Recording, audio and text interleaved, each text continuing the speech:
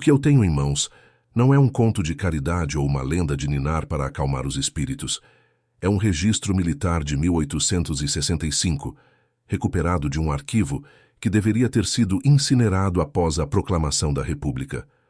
O papel está gasto, mas o peso do que ele carrega ainda é capaz de sufocar quem o lê.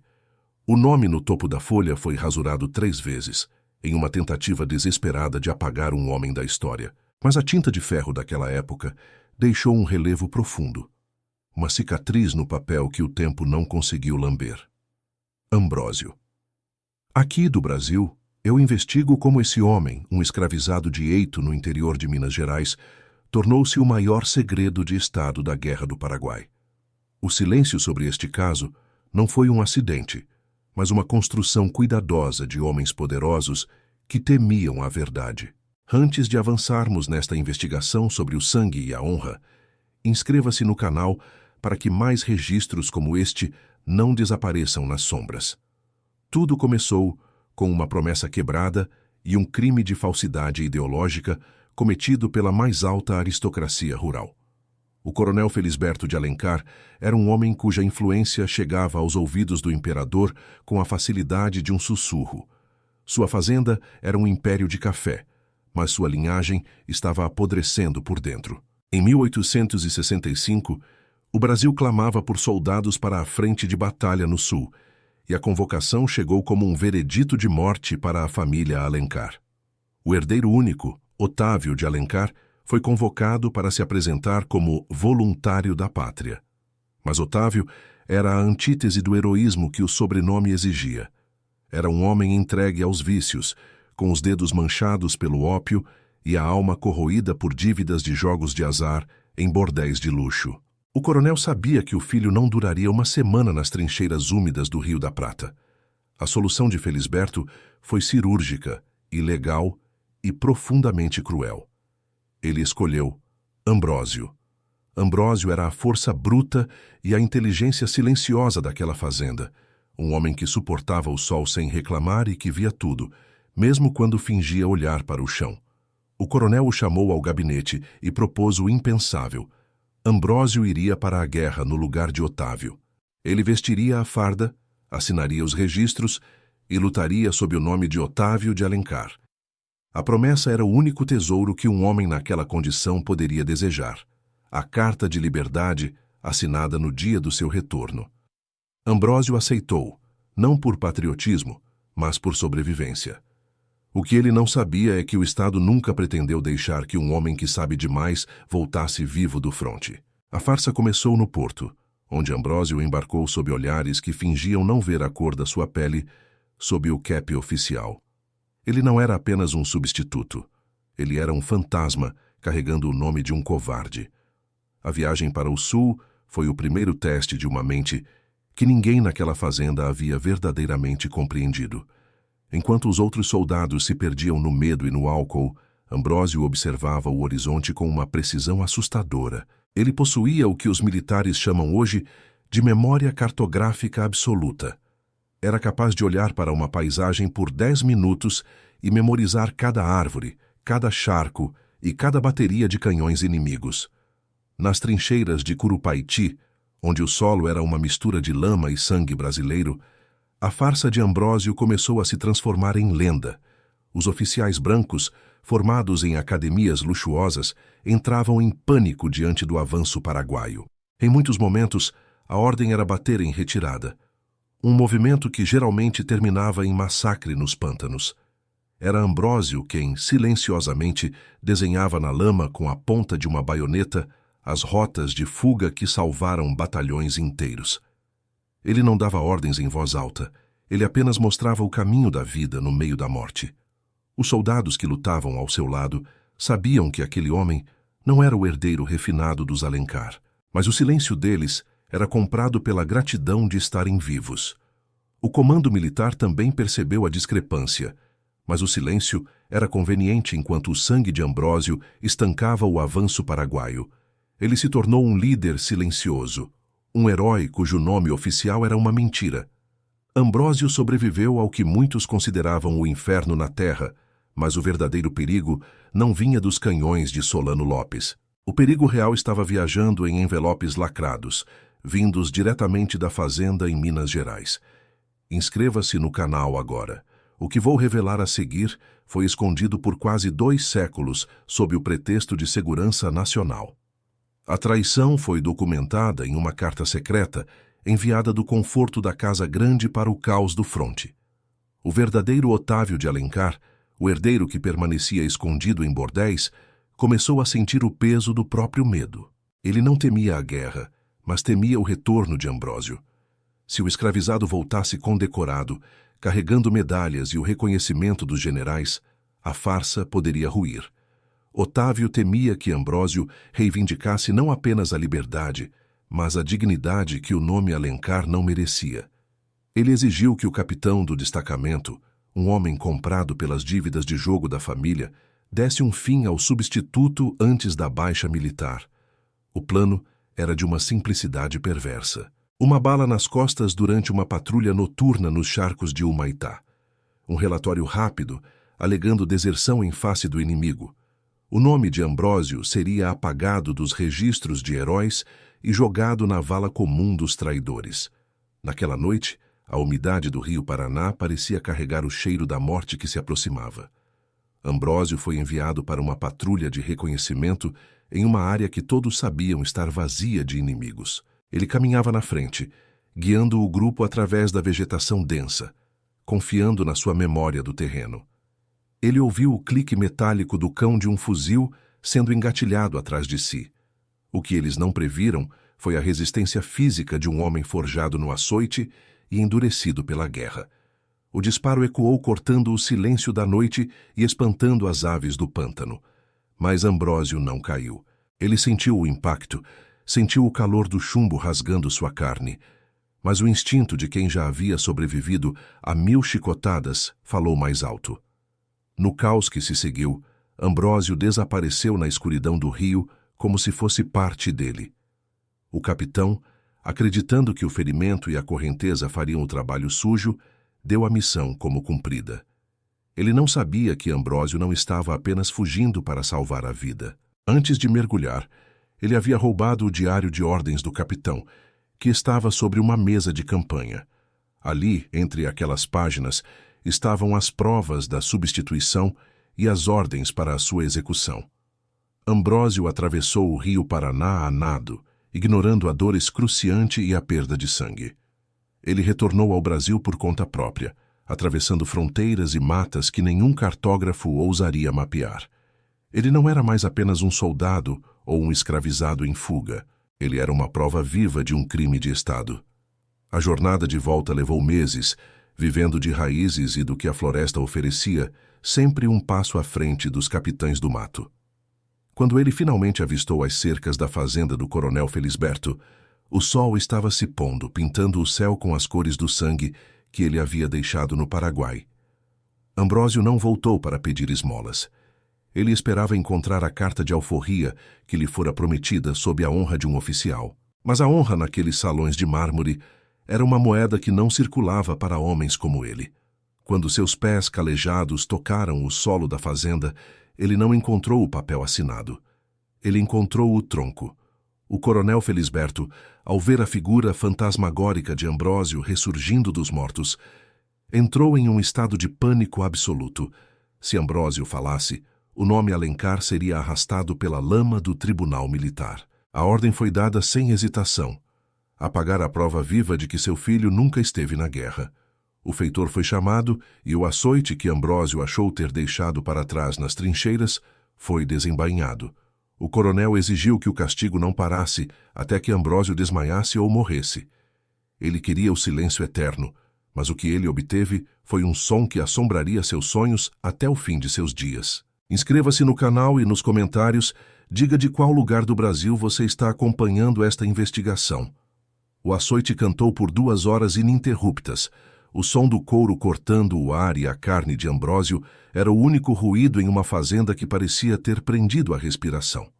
O feitor, um homem acostumado a quebrar vontades, estava ficando exausto, mas Ambrósio permanecia em silêncio. Ele não emitiu um único gemido, um único pedido de clemência. Seus olhos não estavam fechados em dor, mas fixos, cravados nos olhos do coronel que observava da varanda. No 100º golpe, algo que desafia as leis da biologia e da física aconteceu diante de dezenas de testemunhas. Ambrósio não estava mais apenas recebendo o golpe. Ele estava absorvendo a injustiça de séculos. Ele tensionou os músculos das costas com uma força que parecia vir das profundezas da terra. As cordas de cânhamo, apodrecidas pelo suor e pelo sangue acumulado, começaram a ranger sob a pressão monumental. Com um movimento seco e explosivo, ele não apenas se libertou. Ambrósio arrancou o suporte de madeira do solo. O tronco, que servira para quebrar tantos homens antes dele, estalou e cedeu como se fosse feito de gravetos. O silêncio que se seguiu não era de paz, era o som do fim de uma era. O feitor recuou, deixando o chicote cair na poeira. O coronel, na varanda, sentiu o frio da morte subir pelas pernas. Aquele não era mais um escravizado. Era o herói de Curupaiti, o homem que carregava o nome dos Alencar, exigindo o pagamento de uma dívida que não podia ser paga com ouro. A justiça estava prestes a cobrar seu preço, mas não da forma que todos esperavam. O que Ambrósio faria a seguir mudaria para sempre os registros ocultos do Império Brasileiro. Prepare-se, pois a investigação está apenas começando. Ambrósio não se moveu como um animal acuado, mas como um oficial que domina cada palmo do terreno inimigo. O tronco partido ao seu lado não era apenas madeira velha, era o símbolo de um sistema que acabara de sofrer uma rachadura incurável. O coronel Felisberto de Alencar, paralisado pelo terror, sentiu o copo de cristal escorregar de seus dedos e estraçalhar-se no chão de pedra. O som do vidro quebrando pareceu o sinal para que o caos finalmente se instalasse na Fazenda das Almas. «Peguem-no! Matem esse animal!» gritou o coronel com a voz falhando, uma oitava acima do seu tom habitual de autoridade. Os capatazes e o feitor, homens acostumados a lidar com a submissão, hesitaram por um segundo que pareceu uma eternidade.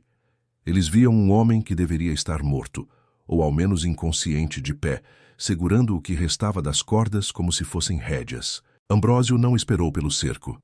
Ele conhecia a tática de flanqueamento melhor do que qualquer um daqueles homens que nunca saíram de Minas. Ele mergulhou na escuridão do cafezal antes que o primeiro tiro de garrucha rasgasse o silêncio da noite. A dor em suas costas era uma fornalha acesa, cada passo fazendo a carne rasgada repuxar e arder, como se óleo fervente estivesse sendo derramado sobre ele. Mas Ambrósio tinha aprendido em Curupaiti que a dor é um ruído que o cérebro pode aprender a ignorar quando a sobrevivência está em jogo. Atrás dele, os gritos do coronel ecoavam, exigindo que os cães fossem soltos e que nenhum escravizado voltasse vivo para a senzala se Ambrósio escapasse. O coronel sabia que não era apenas um trabalhador que fugia, mas o portador de um segredo que poderia levar sua família à forca ou ao exílio. Felisberto entrou em seu gabinete, as mãos trêmulas revirando gavetas atrás de documentos que comprovassem que seu filho Otávio estava oficialmente em combate. Ele encontrou o que procurava, uma cópia da falsa dispensa médica que lhe havia subornado um médico militar para emitir. Mas o papel parecia subitamente frágil demais diante da realidade de um homem que sobreviveu ao açoite e à guerra. Enquanto isso, escondido sob a raiz de uma gameleira centenária, Ambrósio tateava o volume em seu peito, o diário de ordens roubado do capitão. Ele abriu o caderno sob a luz pálida da lua que filtrava pelas copas das árvores, procurando por um nome que não fosse o seu. O que ele encontrou nas páginas manchadas de umidade foi algo que ia muito além da sua própria história de substituição. Havia listas de nomes de outros homens de outras fazendas que haviam sido enviados para morrer sob nomes de filhos de aristocratas. Ambrósio percebeu que não era uma vítima isolada, mas parte de uma engrenagem financeira que transformava o sangue dos escravizados em ouro para a elite mineira. Cada nome ali representava uma família que havia comprado a vida de um filho com a morte de um homem negro. A náusea o atingiu com mais força do que o ferimento da bala em seu ombro, mas ele não tinha tempo para o desespero. Os capitães do mato estavam se aproximando, e eles conheciam aquelas matas tão bem quanto ele, ou pelo menos era o que pensavam. Ambrósio usou sua memória cartográfica para visualizar o mapa da região que havia estudado nos registros do cartório antes de ser enviado para a guerra. Ele sabia que havia uma trilha que levava à vila de São Justino, onde o juiz de paz morava, um homem conhecido por sua rivalidade com os Alencar. Mas o caminho estava cercado, e o coronel havia colocado um prêmio pela sua cabeça que faria qualquer homem pobre daquela região se tornar um assassino. Dentro da casa grande, o verdadeiro Otávio de Alencar emergiu das sombras do corredor, com o rosto pálido e o cheiro de ópio impregnado nas roupas. "Papai, ele vai contar tudo, não vai?" perguntou Otávio, a voz carregada de uma covardia que nem o privilégio conseguia esconder. O coronel virou-se para o filho com um olhar de desprezo absoluto, percebendo que havia arriscado tudo por um herdeiro que não valia o chão que pisava. "Se ele chegar à vila, nós estamos arruinados, e você passará o resto dos seus dias em uma cela úmida por deserção", respondeu o pai com frieza. Otávio sentiu um calafrio percorrer sua espinha, o medo da prisão sobrepujando qualquer resquício de consciência que ainda pudesse ter. Ele decidiu que, se os capatazes falhassem, ele mesmo teria que silenciar o fantasma que ele mesmo ajudou a criar. Na mata, Ambrósio ouvia a respiração dos perseguidores, o som metálico das armas sendo preparadas e o rosnar dos cães de caça. Ele se lembrou de uma noite no Paraguai, onde o silêncio era a única coisa entre a vida e uma baioneta no peito. Ele deixou que o primeiro capitão do mato passasse a poucos centímetros de distância, sentindo o cheiro de fumo de corda e suor do homem. Quando o segundo homem se aproximou, Ambrósio não usou a força, mas a técnica que aprendeu observando os batedores do exército.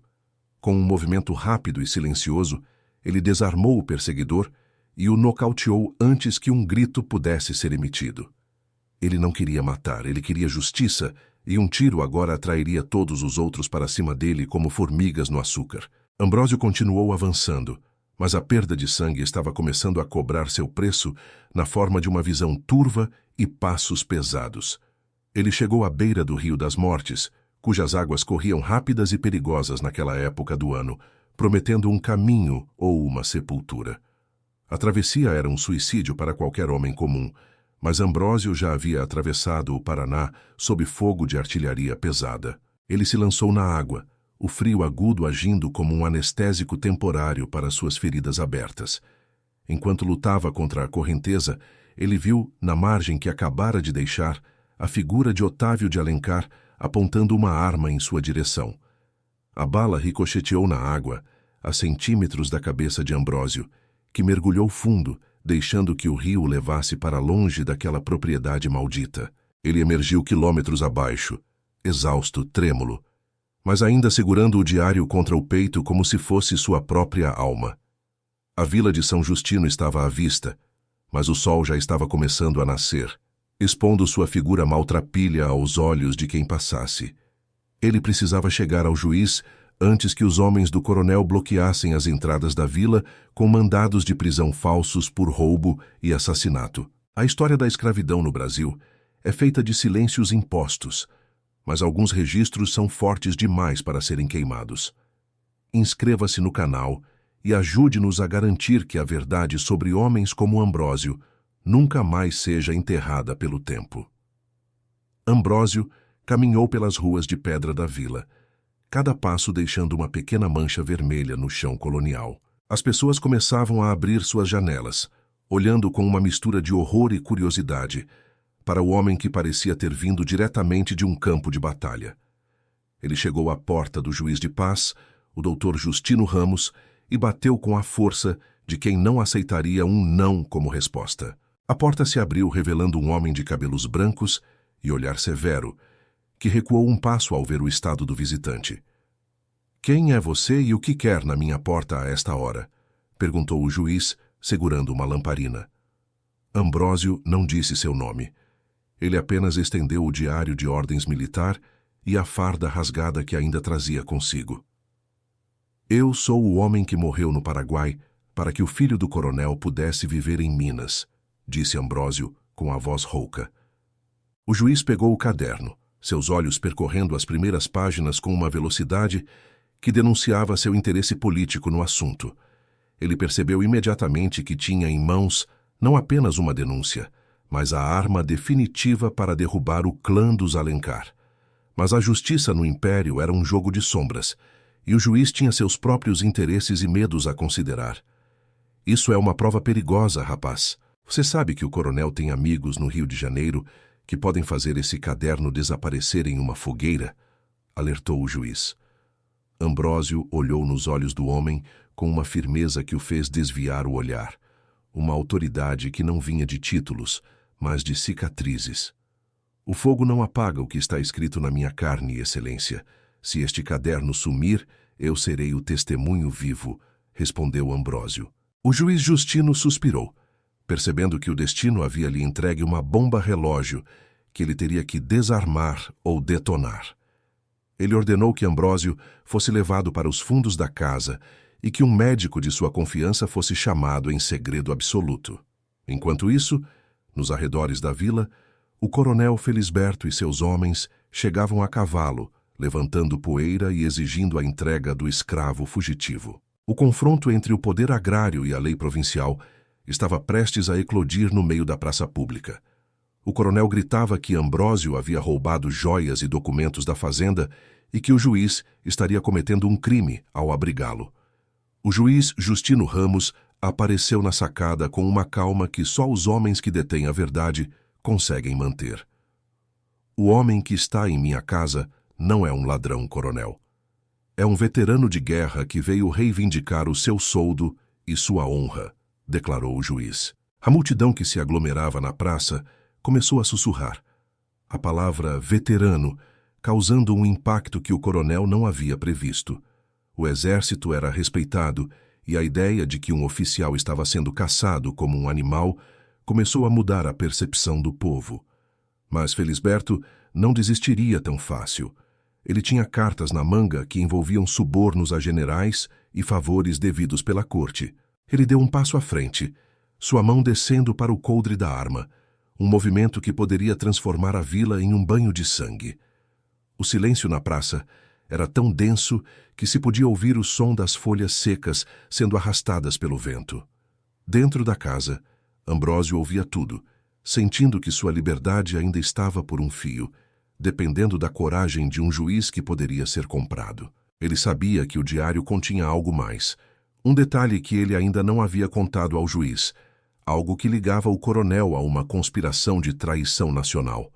Se esse detalhe viesse à tona, não seria apenas o coronel que cairia, mas toda a estrutura de poder da região. A tensão atingiu o ponto de ruptura quando o primeiro homem do coronel sacou a arma e apontou para a porta do juiz.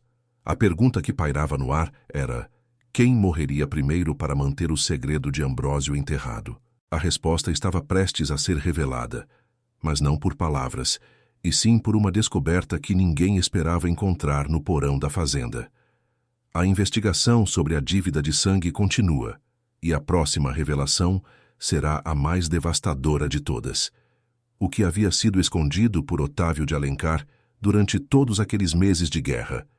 Inscreva-se no canal para não perder a conclusão desta caçada histórica pela verdade. O silêncio na praça da Vila de São Justino era tão denso que o estalar das brasas nos charutos dos capatazes soava como pequenas explosões. O coronel Felisberto de Alencar, montado em seu cavalo árabe, parecia uma estátua de arrogância esculpida contra o céu da manhã. Ele não estava acostumado a ser desafiado, muito menos por um juiz de paz que ele considerava um obstáculo menor em seu caminho de poder. Doutor Justino, não me obrigue a invadir sua residência para buscar o que é meu por direito de propriedade e de lei, ameaçou o coronel, a voz vibrando de ódio contido. O juiz, mantendo a postura na sacada, abriu o diário de ordens que Ambrósio lhe entregara, folheando as páginas com uma lentidão deliberada. Ele sabia que o que estava escrito naquelas páginas era o fim da linhagem dos Alencar, e possivelmente um escândalo que faria o imperador tremer no Rio de Janeiro. Propriedade, coronel. O que vejo aqui é o registro de um crime contra a pátria, cometido por quem deveria defendê-la, rebateu o juiz, sua voz ecoando pelas paredes de pedra da praça. A multidão, composta por comerciantes, artesãos e escravizados urbanos, começou a se aproximar, os sussurros tornando-se um burburinho de indignação. A palavra crime associada ao nome de Felisberto era algo que ninguém naquela vila jamais ousara pronunciar em voz alta. Nesse momento, a porta da casa do juiz se abriu pesadamente e Ambrósio deu um passo para fora, sob a luz direta do sol. Ele não estava mais curvado. Ele vestia o que restava de sua farda militar, limpa de lama, mas ainda marcada pelos buracos de bala e pelo sangue seco. Sua presença era magnética, a autoridade de um homem que enfrentou a artilharia inimiga e sobreviveu para contar a história.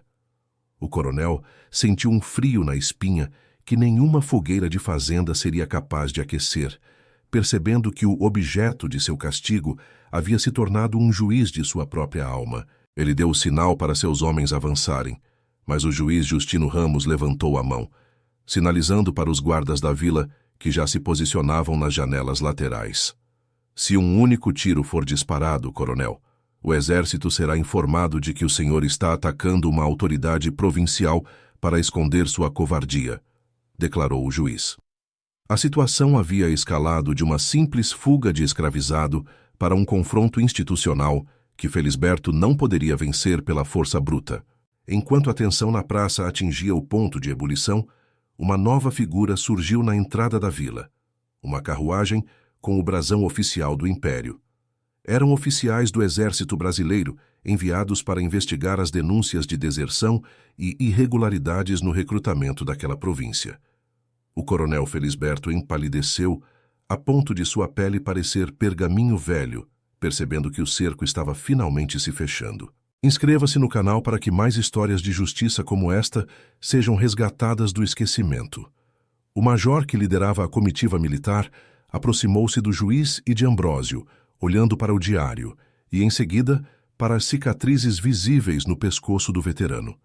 Ambrósio não precisou dizer uma palavra. Seu corpo era o depoimento mais fiel de todas as batalhas que o herdeiro Otávio de Alencar nunca travou. O oficial militar pegou o caderno e começou a ler os detalhes das transações financeiras ilegais e a ordem de execução dada pelo capitão comprado. Coronel Felisberto de Alencar, o senhor está sendo citado por fraude militar, falsidade ideológica e tentativa de homicídio contra um soldado da coroa, anunciou o major.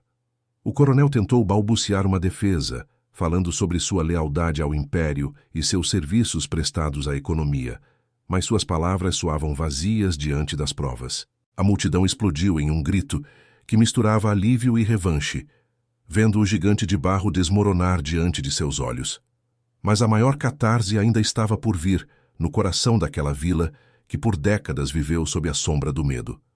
O verdadeiro Otávio de Alencar, que tentara se esconder na carruagem da família, foi arrastado para fora pelos soldados, tremendo e chorando como a criança mimada que sempre foi. Ele foi preso por deserção em tempo de guerra, um crime que, na legislação da época, poderia resultar na pena capital ou no banimento perpétuo. A queda dos Alencar foi rápida e definitiva, mas o destino de Ambrósio e dos outros homens da fazenda ainda dependia de um ato oficial de reparação. O Império, para evitar a vergonha nacional de admitir que sua estrutura militar dependia de substitutos ilegais, foi forçado a tomar uma decisão histórica. Não era apenas uma questão de bondade, era uma questão de abafar o escândalo através de uma justiça simbólica e urgente. Diante de testemunhas e militares, no cartório provincial, a alforria de Ambrósio foi assinada por ordem direta do representante do imperador. Mas Ambrósio não aceitou a liberdade apenas para si. Ele usou o peso do diário para exigir a libertação de outros 12 homens daquela fazenda que haviam sido torturados sob o comando de Felisberto. O sistema, tentando salvar a própria pele, cedeu a todas as exigências do homem que um dia tentaram quebrar no tronco. O nome de Ambrósio foi oficialmente riscado dos registros de escravizados e inserido nos arquivos de heróis anônimos do Exército Brasileiro. Ele saiu pela porta da frente do cartório, deixando para trás um sistema que tentou moê-lo, mas que acabou quebrando os próprios dentes ao tentar mordê-lo. A justiça de Ambrósio não foi feita com sangue, mas com a verdade escrita e a coragem de quem não teme mais nada após ter visto o inferno. Aqui do Brasil, eu digo com clareza, a história oficial é apenas a versão que sobreviveu à censura dos poderosos. Nós buscamos a verdade que ficou gravada na madeira quebrada do tronco e no couro gasto do diário de um soldado negro. Inscreva-se no canal e nos comentários diga qual deve ser o próximo caso investigado aqui, do Brasil. O coronel morreu no ostracismo, vendo suas terras serem leiloadas para pagar as dívidas de guerra e as multas imperiais. Seu filho, Otávio, nunca recuperou a sanidade, vivendo o resto de seus dias assombrado pela imagem do homem que viveu sua vida por ele. Ambrósio desapareceu nos registros históricos após 1870, mas lendas locais falam de um homem que ensinava táticas de defesa em quilombos escondidos no interior mineiro. As cicatrizes em suas costas nunca sumiram, servindo como um mapa geográfico da dor e da superação de um povo. O silêncio sobre esses casos é uma política de Estado que perdura até hoje nos porões do Rio de Janeiro. Mas enquanto houver alguém disposto a ler os relevos das rasuras nos documentos antigos, Ambrósio continuará marchando. A justiça pode tardar, e muitas vezes ela é arrancada à força do solo, como um tronco que não suporta mais o peso da injustiça. A liberdade de Ambrósio não foi um presente, foi uma conquista de guerra. Inscreva-se no canal e acompanhe-nos na próxima investigação sobre os mistérios ocultos da nossa história. A verdade está lá fora, esperando por quem tenha a coragem de olhar para as sombras do passado. O caso de Ambrósio está encerrado nos arquivos, mas sua memória é eterna. Até a próxima investigação, aqui do Brasil.